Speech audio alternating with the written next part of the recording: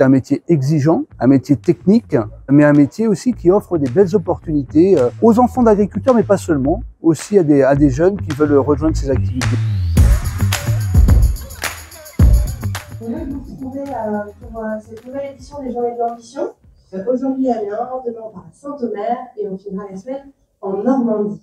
Cette journée a toujours un seul but, c'est de prendre de la hauteur et sortir de son quotidien. Et cette année, on a choisi le thème éleveur, un métier d'avenir. On va avoir divers témoignages d'experts ou d'éleveurs. Je sais, vous savez, qu'il y a plein d'aspects positifs à vos métiers d'éleveur. Des perspectives, des opportunités d'installation, de salariat aussi. Il y a la rémunération des éleveurs qui s'améliore et c'est tant mieux, on en avait bien besoin. Les nouvelles technologies qui nous aident au quotidien. Et bien sûr, il y a cette passion de l'élevage et puis aussi cette passion de tous les gens qui nous entourent, les techniciens, etc. Retenons justement le positif. On s'installe qu'une fois, mais on cède aussi une seule fois. Et c'est aussi l'objectif de sécuriser entre guillemets son activité, aussi bien le foncier qui est primordial, mais aussi dans l'élevage, ces activités de production, pour avoir l'ensemble de ces ateliers qui soient attractifs pour le nouvel installé. Les agriculteurs français, les éleveurs notamment, vont devoir se remettre au travail parce que la production a considérablement baissé dans plusieurs filières. La viande bovine, la filière ovine, la filière porcine est relativement stable et on a beaucoup perdu en volaille.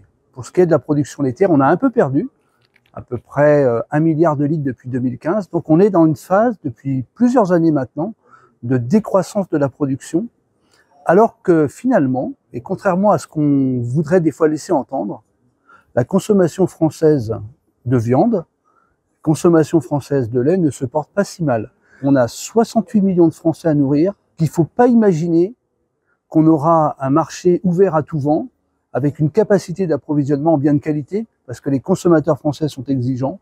Donc moi, je fais partie de ceux qui ont une vision assez positive pour l'avenir de l'élevage français, pour peu qu'on soit capable d'investir, d'être performant techniquement, et puis de parler plus positivement du métier aux jeunes qui veulent embrasser ce métier. Objectif, conditions de travail, conditions de vie.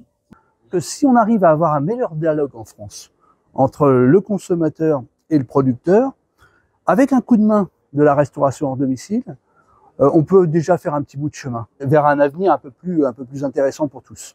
Alors une journée comme celle-ci, ça apporte en tant qu'éleveur une certaine reconnaissance et l'avenir que porte la filière pour les jeunes qui veulent s'installer en élevage justement. Ça montre aussi le partenariat qui existe depuis de nombreuses années avec tous nos partenaires. Donc là j'évoque Novial, mais Iseo, Noriap qui sont un peu les partenaires historiques et ça montre aussi qu'il existe un avenir en élevage. Si on attire autant de monde, c'est que ça recrée un intérêt vis-à-vis de l'installation. On le voit par rapport aux chiffres. On a enfin une valorisation économique de notre production.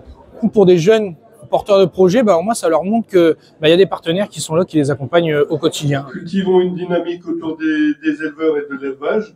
Continuons aussi à construire l'avenir autour de nos coopératives, d'Iseo et de Novial.